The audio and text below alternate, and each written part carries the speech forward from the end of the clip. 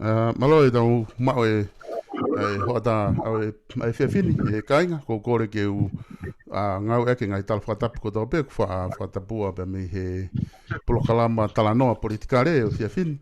Ka lava mua ke whakaata whainga maari e ko ni ke whai ha talanoa ai pe mo e whakafofonga wharearea o tongatapu uluaki se au si pōhiva ko inga ke whatalanoa kia he whiawhini pe a katak pe ku ikai ke lava o mo ui mai a ene mea whaita en telefoni ka e lau pe ke ongo le rei ka whatanga pe e ongo le rei atu pe ai re o ke tiki mo tolu ki apina ke lava ke mo mamata ki ai se au si mai tau mau e whiawhini pe a malo moho no tari ai whakawhia ke kau mai ke polokalama e whiawhini Io, sta malo mo tau mau e whiawhini.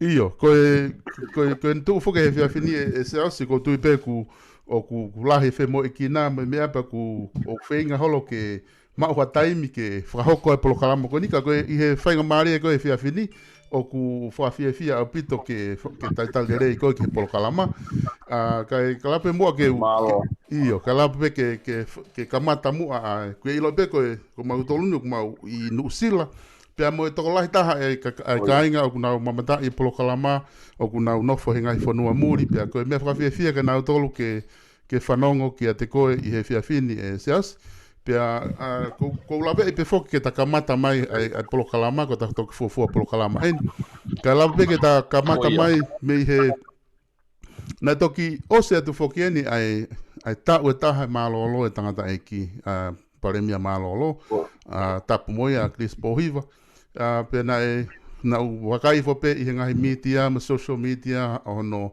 ai ngahi manatu meri ai kakai ki toko taha ko ni na lao ko he loia ke te kina tolu i ngahi ngau e whaka politikare i ngahi taulahi na ni whakahoko ka pau te eke atu ke te koe he whiawhini koe haha o ki i manatu meri e taha pe ua ki he toko tahani ko hanai ha mea te ki whamanatu i aki e toko tahani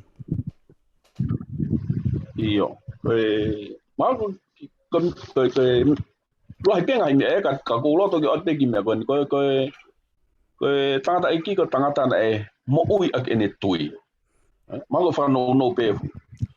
Koe. Ko mea ko tui kena e mo ui, ko ne mo ui, ko hape ne mea e whai, na e whai o whatatau ke mea na e tui ki ai. Koe. Koe ne tuu foki he se ausi, oku iai foki ngahi, oku iai foki ngahi like si o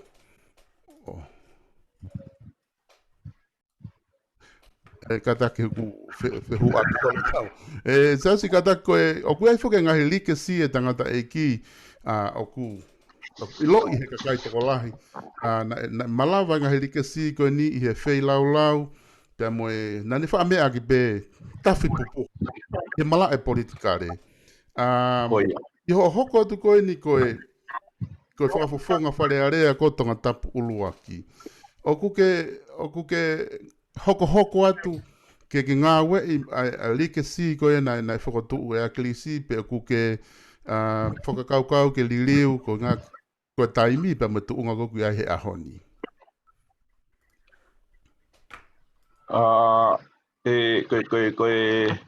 Ko ngā ue whakina ne whai ana ea kono whenga ke kini mai mo whakatoalerei mai e hala whanonga ke liriu whakapolitikare.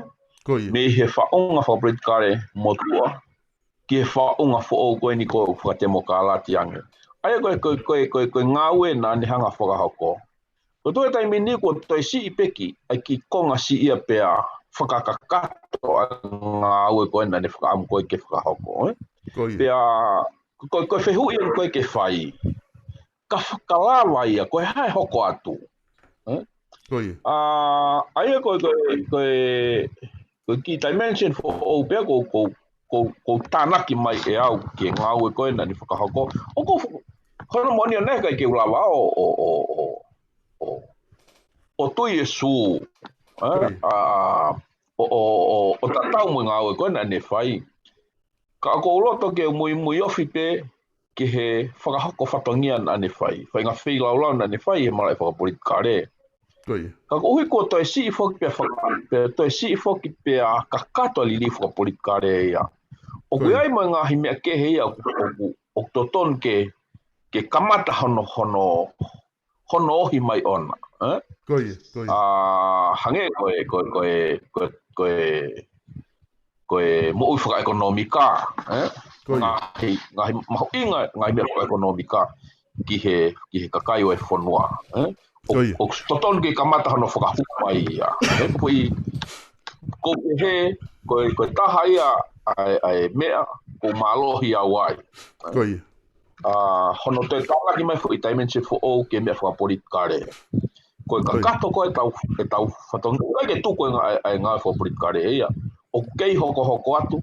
Tau ku hoko whiwheka au pito pe. I he taimi tatau. Ko kamata ke whakakau mai mo e sio ke kahau whaka-ekonomika o e whanua. Koia. Au ia, koe ne tuu whoki he tainimi e seansi.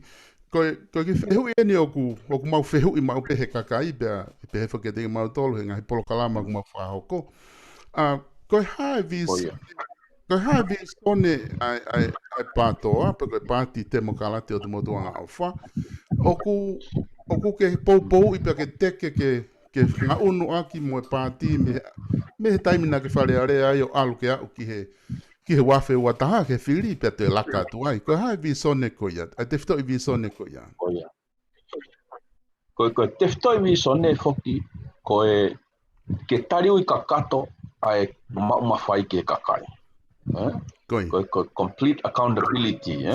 Pe koe ha ai lahi taha tariu i ai maumawhai ki he kakai o e whanua. Pe koe kau totong tuku hau kau taxpayers. Koe whai visone ia. I he tūko he taimini u te kei ke kakato. Aia koe mea o ke whai hono teke ke whakakakato. Toi sipe.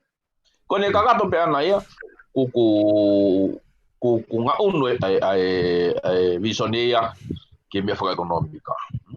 Koe.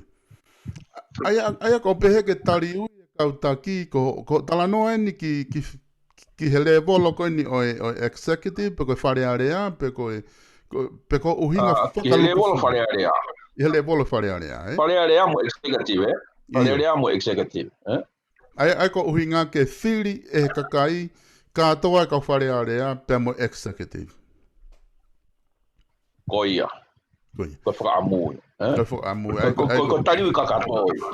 Ia. Ai ko te whito i viso nei a oku totonu ke ngā ue aki, nai whakawae mai, whakatoka he tangata iki, Ai a koe, nai ai whake, slang ia, o kui pe, ni ia hanko mautolu, kui pe koe whanki slang, ka koe whanki rea pe, nai whahange ha whakata, nai whangaue lahi aki he tangata iki, aki spohiwa, o ne pehe koe fu ata pe, o a tūri holo e fu ata.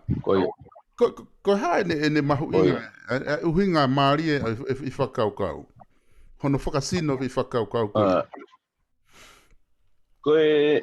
Koe principle whokia koe mea ia ku mate. Koe mea ia ku mo ui. Hange koe ni, ka pau e ohofia taha ia sino. E alu e sino ia. Koe principle he kai ke lawa ia toom hatai, he kai ke lawa mate hatai. Aia koe uhinga ia koe e fu ata. Ua tūri hola sino. He koe ata pe e foi principal. E mate sino ia kau kei mo ui e principal o ia. E hao tau tangata ia hoko atu ia. O uhinga pe he. Koe principal ia e tui ke tariu i kakato. He kai ke lawa ia tamate. Ngai te toi tui whakapolitikare.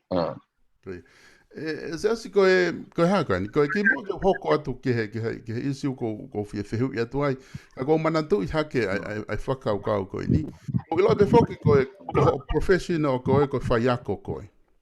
Pa nau ilo te nai whaiako e tangata eiki, ai na lau peke ne influence koe ke hoko koe whaiako. Ko whe ai fuafua taimi na ke whie mau ai, pena ke whakapapau ia i o ku ke fi ma o ke wharearea. Ke huki wharearea.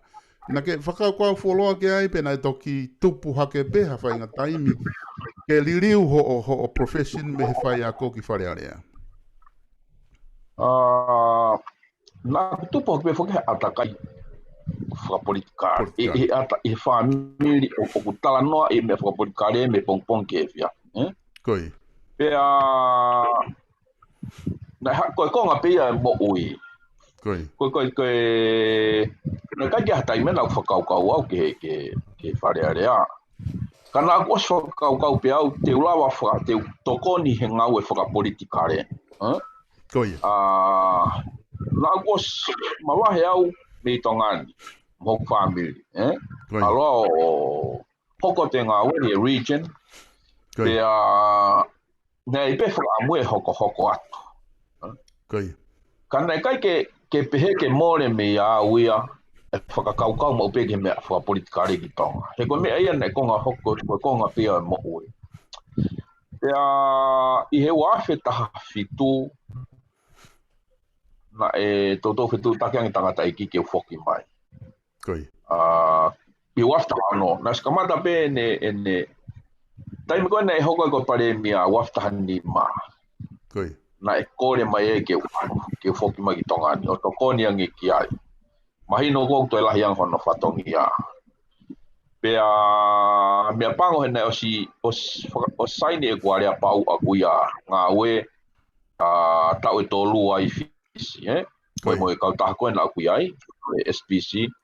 Pea na e kai ke lawa ai ke uha i he waftani ma. Koe na unofo pe ke lawa kakato e wafetaha fitu. Na ia mon pena e kua i pewhenga maari e ke hoko te ngā ue. I muri he regional level. Kana e kohui koe kore tangata e kipa whakaukau ke whoki mai. Koe tok taimia na mahino kau o guai e tamua whakapolitikari ke hua o hoko koe whakapoko o candidate. Na e toki mahino pe he whoki mai koe.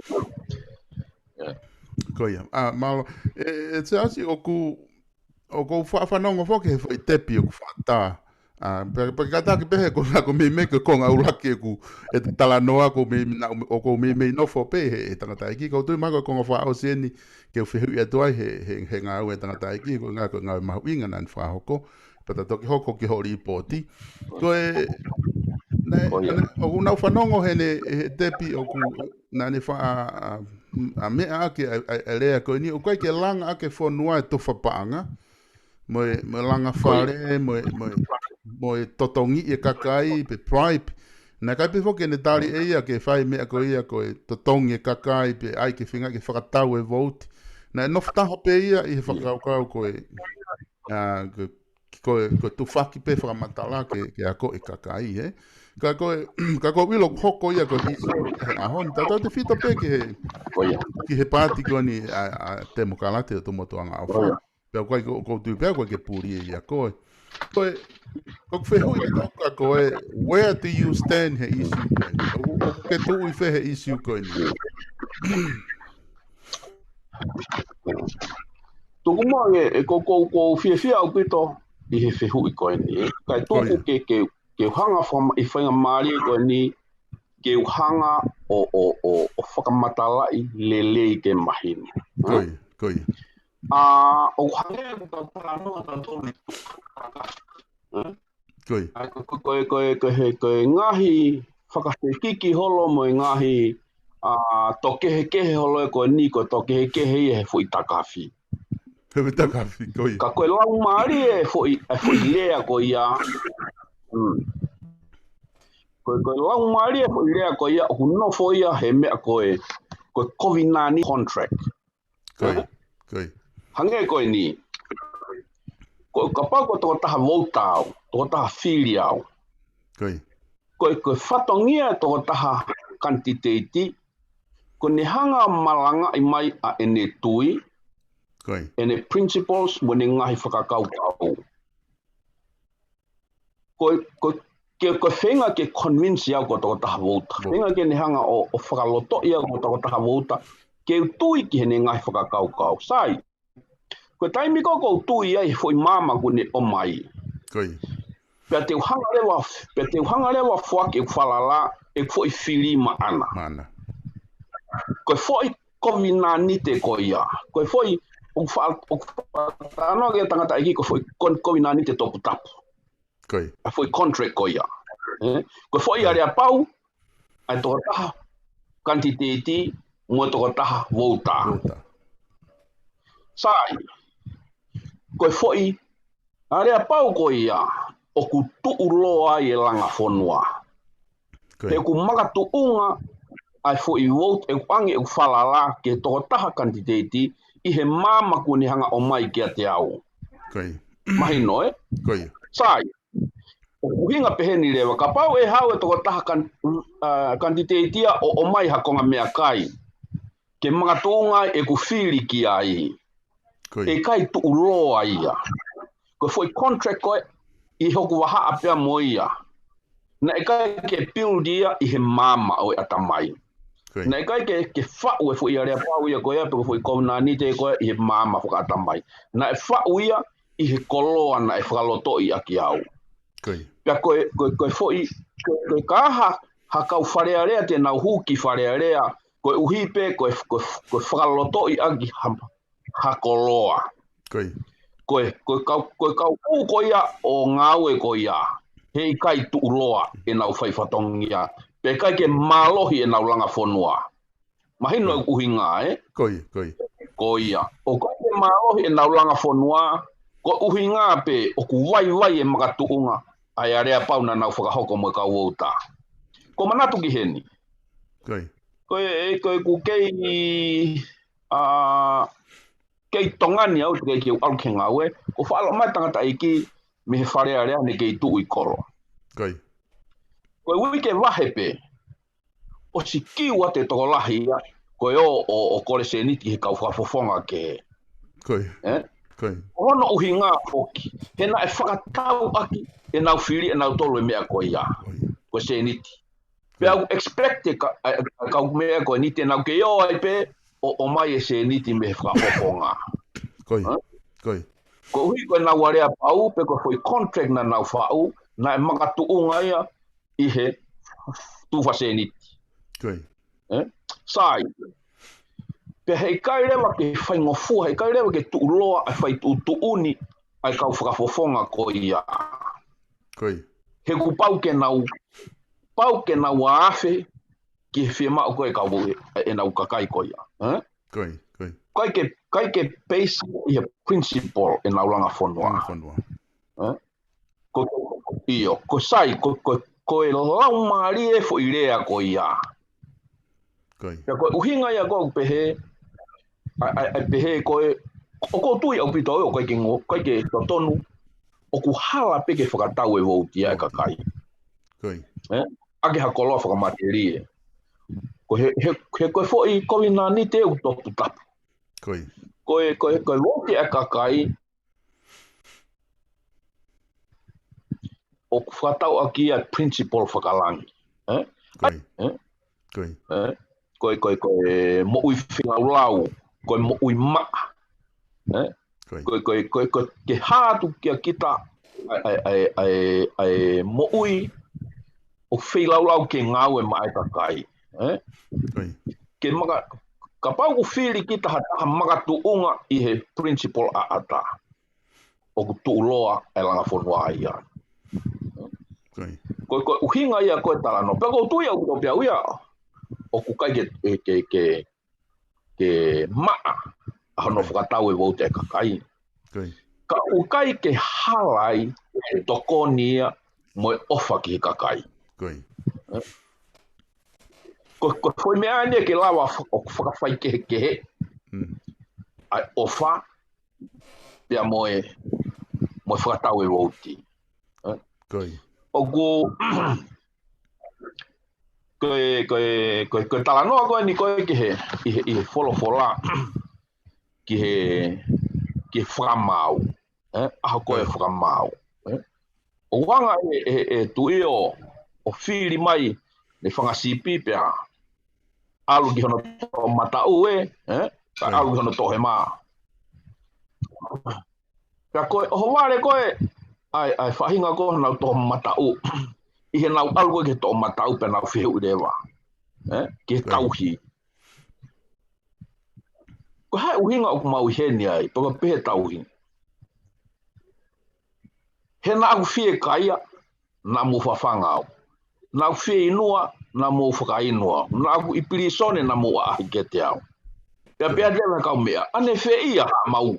Ane whie ha whie kaia pa mau whawhanga. Ane whie ha whie inua pa mau whakainu koe. Ane whie ha o tere fua na mau ataha wala. Ko tari maaria na e whai e he tauhi. Nani pihange. Ko taimi ko na mo whai ai ke he tahagu si.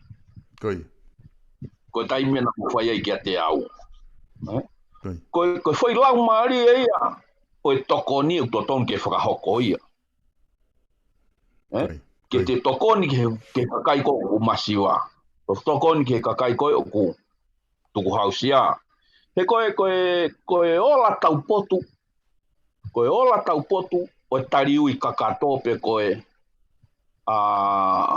Ko uhinga whoku tau whima o koe ke tariu i kakato e mau mawhai ki he kakai. Kai lawa hanga ai monu ia ko toa peki lalo ke kakai. Kakai. Ko ia. Ko uhinga e koku mahu inga mahu ai pe ke tau toko ni e kakai. Tau toko ni e masiwa. Malo oku mahino e whamatala. Ko ia. Aia ko taimi ku hau ai whakaukau ko ia ke toko ni e masiwa o ana ri e kina hataha. Ka koe whakaukau ko ia ku pehe whoke ni ihia ko hai o ku masiwa. Ko whe define ko e masiwa he tu uko e kakai. Ka ko tu au ilo mo fua pe ia he mo tolu i tongana. He anga ha mo mai whawhare area. Ko taki hoko mai mo, ke taim koe na mo area ia sa se e patseti. Ani koe sune. Ko ia. Ai mea na ke hanga tuku aki ai pureanga. Tau te whito ke tahaua miliona, mo tahanima miliona. Ko ia. Tuku aki na koe mau lao eni. Ki e pureanga na e whakahoko ki matanu hala. Ko hae tu unga o ku iai ai tuku aki i koe ni ku na ke whahape whoke e whaiho ngai whakalao ki ai. Pa ko hae ai unga ko kua ki ai tuku aki i koe ni. Ia. Ki mua ke utari whiu i koe ko loto ke whoki mai ki he masiwa. O ia. Ke ki whahaki ki whamaala ala. Koe. Koe tū koe a statistika whamamani lahi. Koe poverty line, ko tonga ne ulaka pesete wanga fulu, below poverty line. Population of below a poverty line. Koe. Ko hono tu whai nia on masiwa. Koe poverty, ihe definition, ai ngahi kautafa mamani lahi. Koe. Pea koe fuwhika lahi ia. Ka koe pe whoke e tau mea fua tau tōru whakatonga ke masiwa. Koe. Kai ni koe uku whaiholo ai e ngahi toko nia. E kakai keke mo ngahi group keke. Koe ngahi charity, e ngahi siasi. Kung nau toko ni ke kakai ko ia. Mo ngahi group keke hepe. Kai ke kata whoki mai mua ki whihui koe ni wheka aku mo e pacheti. Koe mo nia nā ku tuku aki i whewheka pure anga ke whui mau rao koe ia. Koe whui saving haua miliona me pacheti koe tau kuosi. Na e whakapasia lolotonga ku tāpuni whare area.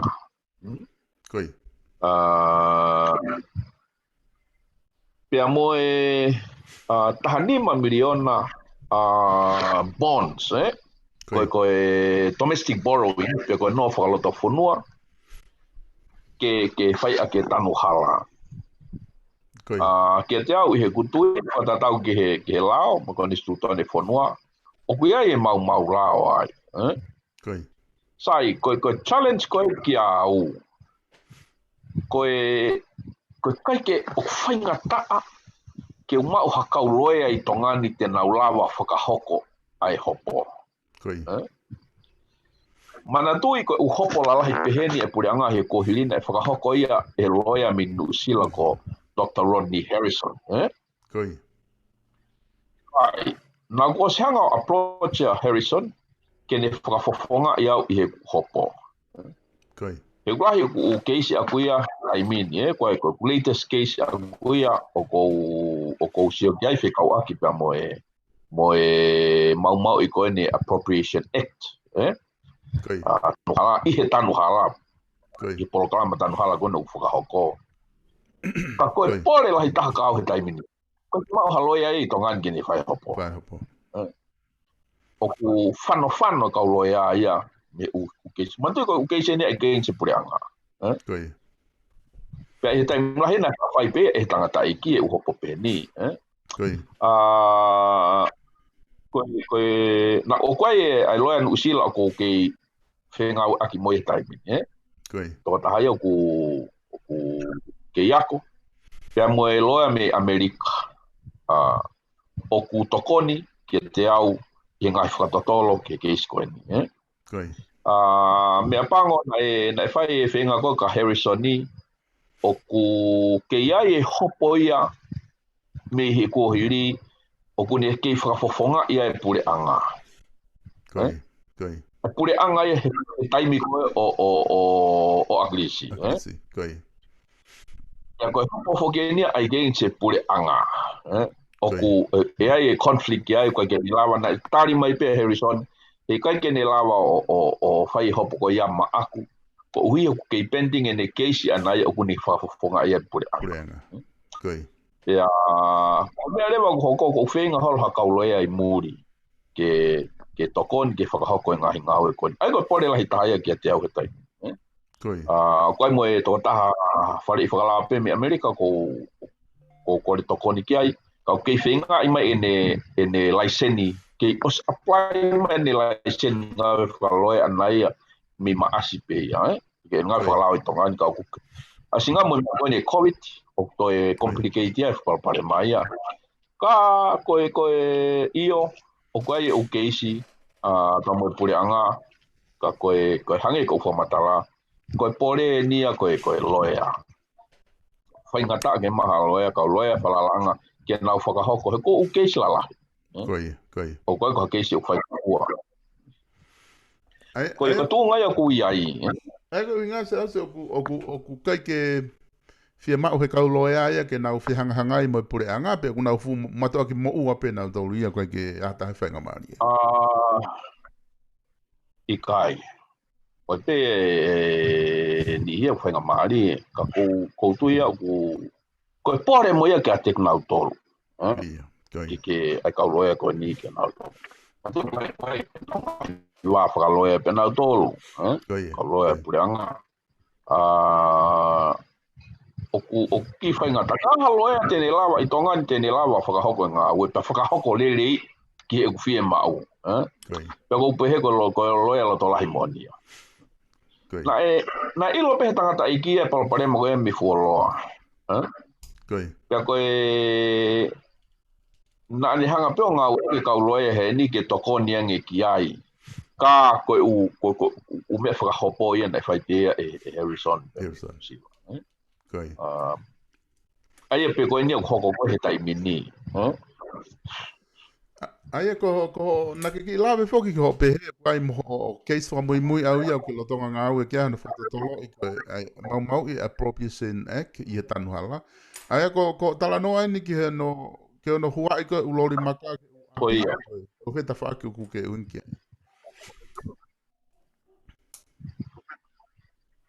Koe ia. Koe lao kana mau pāsi koe tanu hala pe. Koe ia. Ka ku osi whakamoni e ni au keisi au kukulere te tanu e tanu api ia. Koe. Ka ua tu nai kai kia lao koe mau ia kia te au koe mau lao ia. Mau lao ia. Koe. Koe koe me whangata. Ke hopo. Os whakamoni e keisi a koe ia tatawa eua ko uai hake kua siai. Koe. Os whaita ia au mau e evidence ki ai. Koe. Ai e foki ko tu unga ia ko hono mo ni ona ia ko o fia ma o haloe ai ki ngā ue le ki ai he ku ke tu pe foki pre anga ai he nau tafa aki na tala pena tolo ko ki ha me te nau mau ka ko no vete anga pe vete pe ni fa mau anga Koia. Koia. Ko e se asi ka taki hoko mai. Koia. Ko vete anga pe toki mea ia e whamau. Koia. Toki mea whakamau ke tala tutuni. Ka taki wakai mua ko ripoti pare are, ha? Nai pe whanki poine na wakai hifi ai. Nai me ai na ke whakotu ho ripoti, hange ko e ni ko planoa ko ke paanga whakawhare are a. Aia na ke pehe ko taimi ko e na ave ke kosli o ka ke hanga ko wahe ke whanki I kulupu mahapa ke kolo, whanki kolo he hongo fulu pe fia. Komit whakolo. Komit whakakolo. Ai na ke whakaha e goi whare area, ai whakaukau o fia mau ia ke ave paanga whare area ia ki ke pure whakawahe me ofisa kolo ke na toka ngai.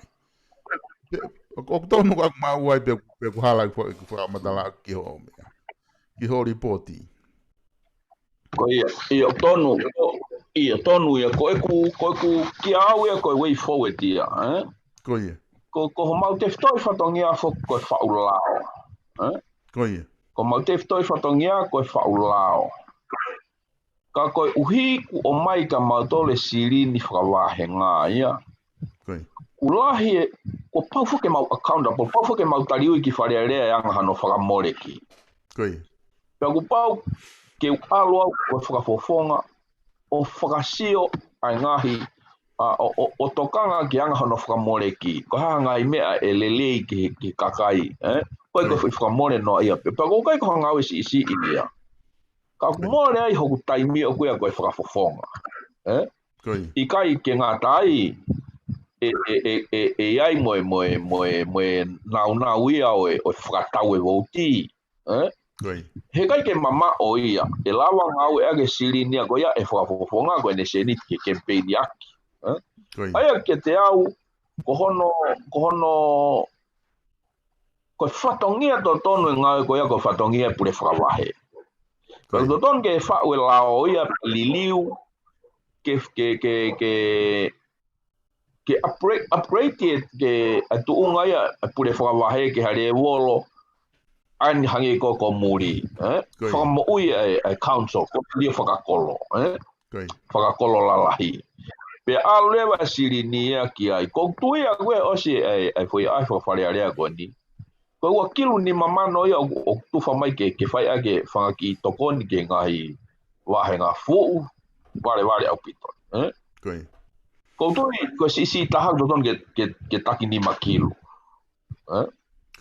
he kulahe whangaki ngau e ia I iki whangi project I iki o ku whelawe I kue sia ngā tonu e ia a kakai kune impact yang e ia kakai kau kai ke tui to tonu ke o mai e sirin ko ia ke kau whakafofonga o to tonu ke te whoki pe ke whakawahenga lalahi tu whoke taimini au o whepak o whainga tahe whakafofonga he ngofula tonga tapuia kau wahenga ia fitu Aia ko te whakarerei e lao, ka pau e te ko whakakaukau e ni aku koe way forward. Whoki pea ki he whiri whakaluku fua. Ka te whoki pe mea o te wahe whaka-constituency, ka whoki pe ke wahe whakawahenga, pe langa le wai e kakosirio whakawahenga. Ka awe siri ni ki he ngahi kosirio whakawahenga. Ke ngau e anga ke ko whatongia pure whakawahe moe ofisa kolo. Ke nau whai ngau ke whanki community, he ko nau tolo nau waftaha mo nau to. Kai noho tahe whakafofonga ia. Ki hono whatongia ko whaulao, mo ngau whakawhare area. Koku me e naku malanga ke I kuripoti. Aia o ke poupou I lewa, o ke poupou I e koe whakaukau ko ia ke te whakafoki pe whiri ke he whiri whakaluku fua, Koia. O ai pe hoge issue ia he hono wahe peni, Oku no forever whakafofonga ia o focus pea pe oku taha pene ngā ue anaya ki whakawahe ngā kai mōre ai e whakaluku fua. Mōre ai e whatongia ki whakaluku fua koe whanua.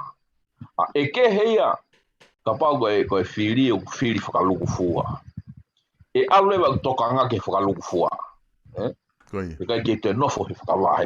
Mo toka ngai, tonga iange ripoti koe no kei lere koe ni koe ripoti koe whakawahe ngā. Ko ripoti ko toa pe koe nofo ai pe e whakafofonga he ne ki wahe ngā. Koe ke te whakafofonga te taranoa koe he whakaluku fua.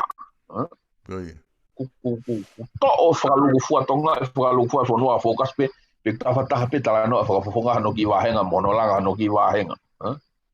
Ko pehe ko mata wai pe ia e fonga fili ko ni hono ai ko wai whakawahe ngā o ko popo pe ko tui ke foke fili whakaluku fua tuange ngā oe koe ke whanga ki wahe ngā ke whaia e pure whawahe mga ka ofisa kolo pe awe silini ka nā tolke nā whai ngā oe koe ia ka tā mai ka whapofonga ia ka whai hono whatongia whawhare are se ausi koe nai hanga foki ho ripoti o whakahā nai lahi I he wāhenga a tangata pulua ki na kai ke nau fie maari e ki tanu hala. Aki e ngai uhinga ngau pe he hopo kaki hola tanu hala pe koe ke mau. Katak mo lawe pange ke ta whaaki koe ia. Koe ia. Koe anga koe ai langa whakalagalaka koe ngai whanua o civilise, Oku kamata development me he loto kolo. Koe senta e businessi, koe wheitu ia oku whataha ka, oku ngau e kātoa kia kakai whanua. E hau kātoa utang na hau kātoa ki loto kolo, whi alu aki holo ai. Pea ka waha development pe koe whakalagalaka, e kamata me wheitu koe ia. O toki tawhia ki mui, Koe tano hala koe ni, koe lai tahe tai whie maari e. Oku kai ke kamata tui loto koloni. Oku kai ke ngata pehne kamata mai me ngahi utamu ngahi motu. Oku kai ke hoko rerei. Oku hiki whakalaka me fo iwahenga ke fo iwahenga. Oku kai koha langa whanua ia, ha whanua oku civilise. Pea ku maalunga e ako. Oku kai ke ulawa ilo pe whakamatala I whewhe I whainga whonga langa ko ia. Oku kia te au ko mau lao. He oku kai ke wahe tatau e koloa e whanua. Oku totong tu hau e taha ko toa pe. Koe ripoti ko ni koe koe palani ngau koe ni koe ai pure anga. O asi ai koe kolo pea e walu, koe waenga pea e walu, e tanu he tau whapaanga koe ni. Koe mea ina e whai alo tō mamahi ai koe hia huku wahenga. Koe kai ke uraki koe kai ke tanu ho mau hala. Kamata mai me ngai wheitu, kai li aki ki mau tolu. Tau whi hopo kaki holo ai tanu ia. Pea mone te hape ana he ripoti, hange e toki tanu ho mau ngahi hala mau tolu e osi. Ai tau ho. Tau whakapaanga hoko. O kai ke fuloko mahi noko. O se eke au eke mnista. Pe tanu whakakuho mau hala. O kai pe hane tari anai ki ai. Kau kai ke tonu koe I ngahi, koe huinga koe mau whema, koe ke whaili li whakapolitikare, ke aka ki tu a whakau whatongia. Transparent. At least pia pehe mai. Sai, tonga takuraki e tanu ho mau hala I Februari tau who'ou. Ka mau mateu a toa mau sio matolko hahanga au e whaia te taimini. Koe. E whai mo tala mai me o e fufu I holo. Os tu o a koe eke minista, koe pene tala mai e taimi e tanu ai. Pe mai e tanu pe, sai pe e tanu. O koe ke loa puka tanu he tauni puka tau who'ou puka tau hoko mai. Koe ke transparent e ngāwe. Ngāwe. Tako unga e ne whai alo tō mamahi. ko loto mamahi ko kai ke wahi tatau mo whakapoto e tanu hala. Pe tanu penga he whitu whe mau viviri. Hu taimi whatamaki koe ni ko he pandemic u negosia ngai me whakaekonomika. Pe whakapoto pe tanu penga he whitu whe mau viviri. Ka pau te sio he tanu hala koe ni ko i hahake. Toka tapongo fumu. Tano almo hala wao ia hala ia koe ke fulo ko ngā ue aki. O mole se ni tia kana ton ke ma ki wahi ta wat mo ngā whitu o fuwhe mau ke tan. I taimi. Koe uhala he koe ni he weekend ni koe ni. Ta ala he uhala. Koe mea pene u asimahu wahi ngā koe tanu holo i whanga ki i luo. O koe ke uia ko tanu hala. Mono ia. Mono. Koe. Aia koe, e asi koe ta tala no foko ho wahenga o konga no ua koe niku ta no fo pe foki ho wahenga e tonga tapulo aki. Ko ulawe e pe foki koe whiri koe ni na whakahoko i whiri si i koe na ke maa wai a tonga tapulo aki koe me koe avalisi pe ia ki holo si i pe ho fika he fika koe na wha maa uke tangata e ki he nenga he whiri. Ka koe ka hafu wā mama whewhe. Kana neongo na te kui ta haono koe ka fuke na motoko ua pe. Ko whehui aku ia i ta whaaki koe ni. Mahino pe ia tau pehe koe ta hawhe te au ono noa a koe pe ta hawhe te au whawha a toke tāne tatua. O kuke ngā ue koe ki tonga tapu uloaki i ho taimi koe na e whakanofo ai koe whakafofo ngā. O kuke whenga i kotoa ai kakaina e whiri a koe, me kakaina e kai ke whiri a koe, ke put them together, koe wā tapulaki, he ngai palani koe ke whahoko. Koe te whtoi taumu a ia. He mai no pe kono whiri au, koku kawenga ngā wea ke ulaka wha opo e kakai. Mai no pe kau ke he tui wha politika rea. Tene asilere ia he ola e whiri. Ka ko taumua ngā ue pia koe aina o ko whakahoko koe ni ko whenga ki whama. Ko kātoa e ku ngahi langa ngā ue koe ni whakahoko e wahenga. O ku whakahoko pe i whakakaukau ke whakamaapo opo e kakai. O ko alo o koe ku project he ngoe, o koe ki te whakawhai ke hei a tahaia. Koe kumi ngahi apituku hau o teu pia ui kakai ke nau mai kia i ongo oe ai. Koe kātoa ngahi ngau e koe ni koe taumua peke whakatataha i kakai. O ko tui, i taimi pia ukwhai e tānoa ke langa whanua au mahu inga au pito ke ki whakatatahe ai tui whakapolitikare, mo ke kehi koe tui whakapolitikare. E hiri mo osi, kakai mo e ka inga pe whitu e taha, wahenga e taha. Koe nofo pea ka inga. Ko mau inga upito ko langa langa ngā ue e malawa pe ia hanga ue whata. Kaki whahalanga whonua ia he noho kehe. Se asi ko tui pengu mei ose ta taimi. Pa ko tui maha te whoki mai ki mo tolu koe ka whakafofonga. Ai pāti koe o te motuanga o whate mo kālanti. He mau wakai koe mei tuanga ke teki mau tolu.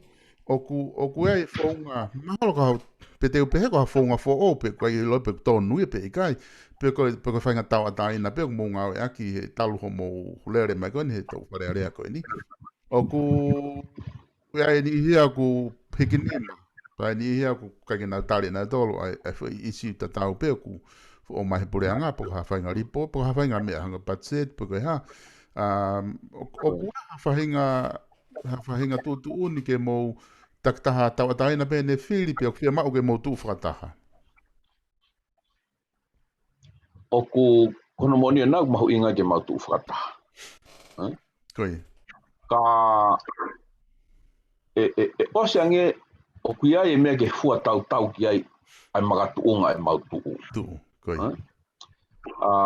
O koe ke uhinga e mau tū whataha mau tolu ia ke mōre e fo i tau ataina a tokataha ia mau tolu. Ia ne whakakaukau le rei taha mo whakapoto taha. Koi. O ko whaamo mau pe ke mea fua aki ai visone. Koi. Ka waha tu uni o ku mau whiri ki ai. Pe te mau hiki ni mai. Koi. Te unofo siofi ai tu whakataha. I he taimi tatau o ku mahu inga ke uhanga o lula fua aki ai visone. Ka pau mau whiri ko ia. Te uhanga whakatata akeni. Ko mea ko nei mea fa mui na mau to ke hea, Koi. na aku ko to ta pe na aku kai ke pou ki ai. Ko fili ko ni ke foki ai sekretari o sekretari ki muri ke mawahe me malu o PSC, the Public Service Commission. O mawahe me malu ko ia o alu ki he office palasi, ke fili ne afio. Koi. Ko whakatata mahino ia o ko foi tu unia pe ko foi lao ia o I kai ke alu whataha mo visone. O ku against kono ai taha o ku whepakia mo visone. Sai ko taimo te o mai ai visone o fua aki. He ko fai totoni ko tope totoni ke ngau ake visone. Koi. Ko taimo ko mai visone o fua aki hamea o ku hala. E malo hiang e kia au mo yang he konsendisi ke mui au ke mea ko tu ke visone. Ka ku o mahu inga tu whataha e mau ngau esa party mahu inga apiti ke mau tu whataha. Ka kai ke hange ko lau ane nau ta ku o popo pe ki ai mo mau sea o ne pe ka we ha me ai o kuangi ke ho lau marie moholoto o kai ke mo ne foi tawatai na ia ko ia. Koi. Ko me ak fa asia tai ko tai mini ho ku hange mau ke he. Kai ke pe ia mau movete ai. Koi. Koi. O mau pe ku pe ko foi sino pe ia taha. Ku tamu ataha ka ko tai mi ku. Hange asia tu mau ki toke ke. Koi. It's asina ai ko tu ko isi une ta hai nia ko manatu I hake ko ke slave I pe ko he tu I na ui ai lisi ka candidate ai taha mo nga he mo meni na ui mai na foi toko na to le na urisi kana mai tohi me he poate ko tohi ko nuk tu faki holo I he social media mo mea ko tohi me he poate a mo tolu pe ko ha whakakata pe hani I na nau whao hako o posi. I kai, o koe ko whakakata I, ko tohi pe a mo tolu, ko pango pene, iyo. Ko pango pene, ke koe tatau ia na e whai whakamoni. O mahalo koe ke ilo pene anga whewhe, tang mua peke ali tua, kana ke ilo pene anga whewhe e homo ki tua, ai foi... Ai tohi. Foi tatau ia koe nā, ai tohi. Koe. Aia nake pehe o koe ko tohi e nia na mo wha mo oni ai, o ko tohi ke hebe na mo wha mo oni ai. I kai ko tohi pe ia na mau wha mo oni ai, ka koe foi tatau e na ia, na te kei mau wha mo oni ai. Iyo. Koe kakano pe ia tohi na mau. Tohi. Wha mo oni. I he ne tu ko ai mea koe ni na ku whanongo pena e si kai ke ngata he tohi o ku ai rea he tohi o ku anga koe wakai kai koe o ku mamafa apito a hono whakarea ai o pehe ka ia hataha o ku mawahe me te whitoi whahino a kilisi pe lau ia koe lavaki mo taki hala I kakai pe ku mawahe me viso aia koe feitu uia ku whakapapau e poate pure ai patoa te mautu uki ai I he hoko atu koe ni? Koe mea whugele ke mahino ke roti whaine matole visone ke mahino. O ke mauhanga o turi hataha. Koe. Pe koe kono ui koe disown hatoa taha poupou. Koe kia mau mawhai o mau tolu ki ai. ko mea tawa taina pea e kakai. Ko foi mea pea o mau inga mau tolu, ko mau whakahaa mau tolu, e mea o mau tui koe ki ai. Ko ia koe o kukai koe ke tui koe ki ai, e pepe o kunehanga o tae whakapa ke tui koe ia. O ku ki complicate, o ki fihi whoke me ani Silvestar, o ku aha polo kalama ma ke hea ke tala noa ai ki ai. Koe foi transition whoki eni.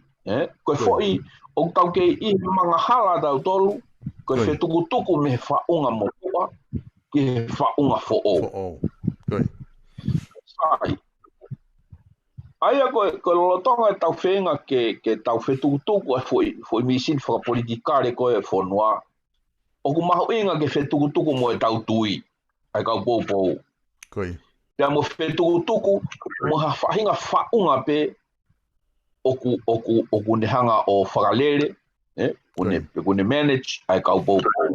Whakatata akieni. Koe, neongo koe whukau pou ki mau tolu. Kau te kai ke mahi, te kai ke formalize whaunga ai. Mahi no whoke ai ngahi system whapolitikare a muri o pehene. O kui ai e pāti, koe tau tāna koe ke pāti, koe ka kai kure sisita ke pāti. In a political system. Tai, ko nau tolu ia, ai ko nau o mai mehe ngahi whetu keke, ko nau tolu ko nau whiri, ai ka kai koe ke kantiteiti. Te kai ke hoi system pehe ia tongani. Neongo o mau identify mau tolu koe patoa. Kau te kai ke formalize ha whainga system pehe ia. Pea ihe ne te kai koe ke mahino ia ha system pehe. Mau kei ngā ue ke ia ha system pehe. Koe te kai koe ke ha foi system, formal system pehe. E hoko pe ai kau whakafofonga ia koe foi pāti, koe foi poate ia. Pea koe tui aku ia, o tau ataina e taha kotoa pea ke ene whiri, koe nau ia o demokalati. Freedom of speech. Pea koe tau ataina ke o mai ha taha ane whiri, tau ataina ke o mai ha taha ane tui. O ku hoko ia ngai whonua demokalati mamani. I loto pe ia foi pāti, o koe pe ngai sex, ngai kulupu ia, o mai nau voice out e nau tolu e nau tui. O kai ka mea ia o ku koi. Ka i tain tatau, o ku kai ke hoko i voice out e nau tui, ke hoko koe whakaamue ai fo isino pure. Koe mea koe e tok whaik, mea koe e tok kanga ke kau pou ia, ai whakaamu koe e sino pure, ai fo i poate. Sio ke toe taimini, e o mai kakai e nau ngai whiri keke. He kau popo e nau ngai whiri keke. Maru ko foi po kau popo e nia e ua, os o mai e nau whiri keke. Kau nau tau ataina pe nau tolu ki ai. Ka ko pau ke toko atu e he poate pure ia, ai whakaamu ko e poate pure. Ko whiri ia e toki lau, official, ko mea ia e poate pure. E lau pe whiria koe, ko whiria e kau mea koe, whiria e kau mea koe. E kai ke lau ia ko whiria e poate pure.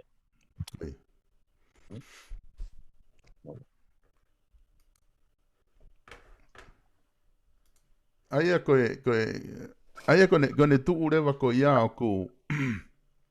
Aia koe ne tuu rewa ko ia o ku iai whaki sausi ai tui whakaukau e taha o pehe koe poate pure, mahalo ko tui o ku maa e whakaukau e me tuu koe i muri ne ngahi pāti whaka politikare.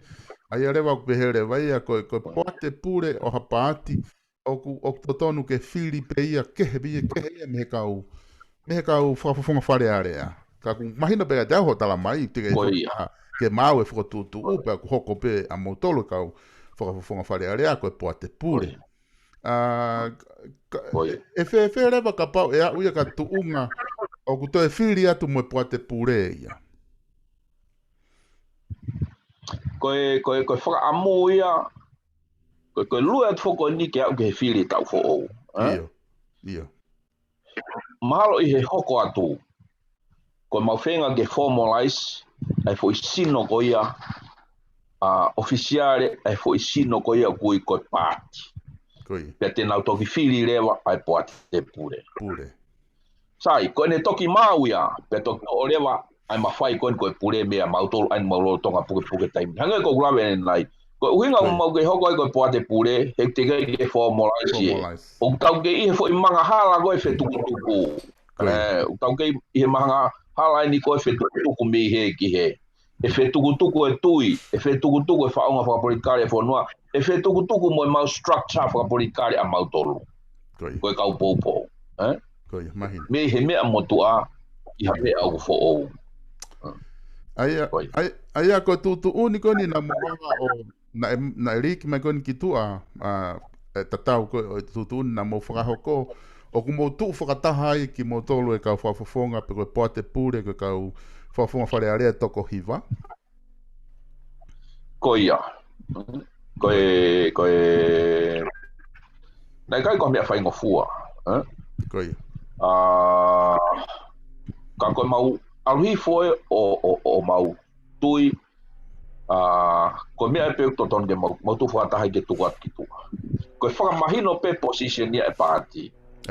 Koe. O ku kai a mau tolu, koe anga e mau tui, ka ko mau position ia. Koe mea ia e kakai ke nau whai tutu uni me ai. Ka ku kai ke tui, ke pehe ke mau hanga o turi hani ihi. Petu usi hani ihi. O koe ke ha mau totono o mau tolu iai. Koe mau whakahake mau position, pea tok fua I pehe kakai, pe unau alain mai ki ai, pe unau laine mai ki ai, pe I kai. Ange pe koe whakarea, e lau ia koe lawa ki ka pau koe ke nau mui mai ke mea mau tui koe ki ai. Koe, e se asu koku whehui whaka o si pe pea, wheung pea, ta ngata e polo kalamaka ke malolo ki he wharearea pongpong.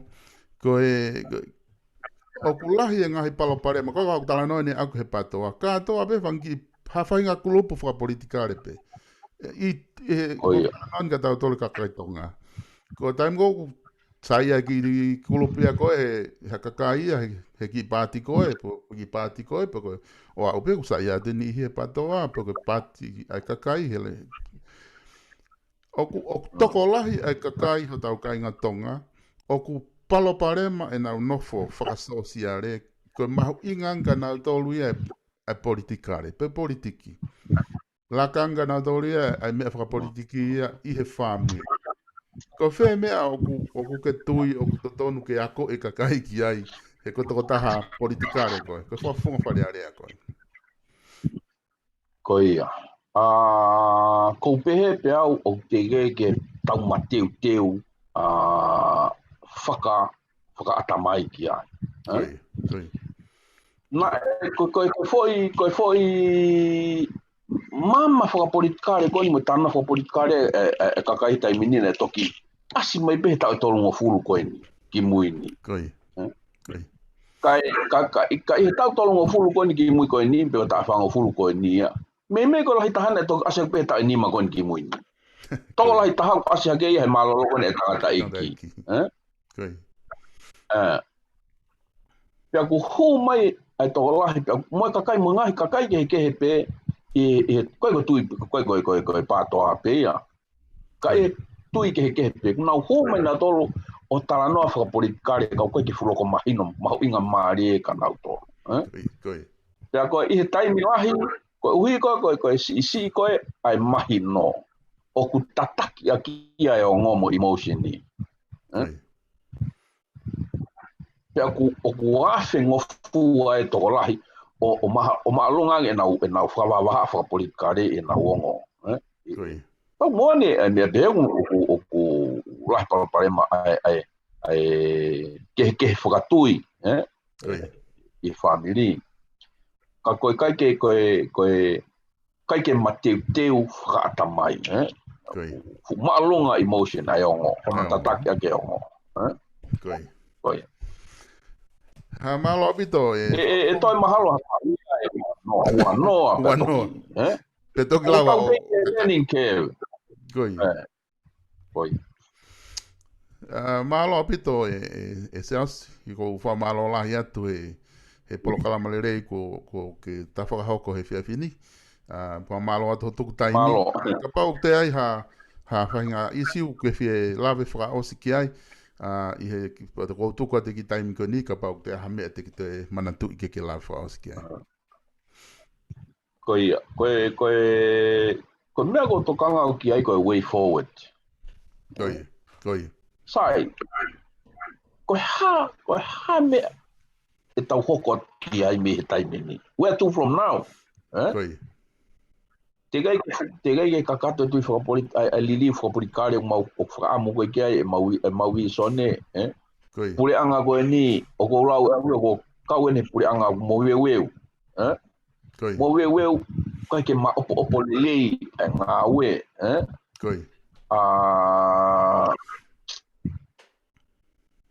O mai ngahi ripoti koe me ngahi kolo. Ko u lisi a koe whiema o katoa ua henga taha fitu koe ni whanongo ke ngahi ripoti. Ulau miliona tuia. Sai, koe harewe me whai ki he ngahi mea koe ia. He koe ripoti fukia koe koe mea ia ko pau ke whai he pure anga. Koe mau ope mau tolo o atu o whakaongo atu pe koe ngahi koe leo e nao e kakai. Mo e whakaamu e pacheti koe tau whou u asi ai a ngahi whima o koe ia. Koe hae ngahi whima o iwiri e kakai na e o mai. Ka pau koe whima o whakapolitikare hange koe talanga koe na koe he statistika koe e whaponga whikaua. Ka pau koe ngahi whima o whakapolitikare koe mea ke mau whanongo ki ai. Koe mea ke mau pauhalao o ki he whima o ai kakai. Ka pau koe whima o whakasilini. Toton ke whakahoko he tau whou. Kai ke o mai he ngahi ripoti koe ni ai umea lahi ke mau sia atu. Ai ngahi whakakau lahi ke mau sia atu ki ai ki he kahao. Me he taimini ki he kahao. Lahi ngahi mea whima whapolitikare. Ngahi mea whima whakaekonomika. Koe ngahi mea ke whakalere. Koe ngahi mea ke tuku. Ngahi mea ke whakalahi. Katoa ngai mea koe ia o mahe e ngahi report ko ni. Sai, koe whee ui lewa. Koe hare mea hoko atu me ai. Ose mautari o tu report ko ni. Kai ke, koe anga pea e ku whee ui. Koe highway forward me hoko atu ko ni. Tā puni whoke whare area. O se lawa ke whama opo e whanua ea. E wha tau wha e tem whare area ko ni. E ngahi mea koe ke whai. Ka whamu pe e lawa whakakakato. Pure anga, pe ke te mautoro koe kau whaurao. Ki mua pe tā pune wharearea, pe koe whakawa wharearea e tau whoho. Malo ki mea whakaspia na uwhia me tō. Malo pito e sas. O ke mahino e pe whake koe, o ku he kai ke ta lawa tau, he ki hoa taha koe ni ke ta tala noa katoa ki he ngahi kaweinga ma ngahi isi uwha politikare hoko. Te kai ki ta utaua o tala noa ki he ngahi lao e ono, mono ngahi mahu inga, puka haha mō palani mō whau ki ai. Ka koutui i he kaha u ka pau e alopete e peha whainga maari e te whahau i atu ke whainga maari e pa ke te mea mai pe ke hoko atu e tala noa me mea koe nuku ngatai e te tala noa he ahoni. Ka ku whamalo lahi atu, pa mō honga ia pito ka te koe, ai tuk taimi he pōni, pia koe lava ia lokalama he pōni, ka toki whaha whelo ngwaki i ha whainga maari e te whahau i atu ai. Malo apito. Malo mo whainga maari, io, minofua. Minofua. Koe lava ia tau polokalama tala noa politikare o e whiawhini, ai ana e whakahoko pia mo e whakafonga wharearea tonga tapu ulaki, sa spohiva, pe ko whaampena e ongole rea ki apina, mo ka takpeka ki lava o hukatu ai polokalama i he o live at Facebooka, kana maulava o live stream at ia i he YouTube, ke lava ke mo mamata mai ki e tau whanonga whatahape i he whakatala noa ki a seasi, mo pouria, ka tau toki whelo ngwaki i he wike kahau. Ko au Sylvester Tonga, pe me he Vipon Media, mo pouria.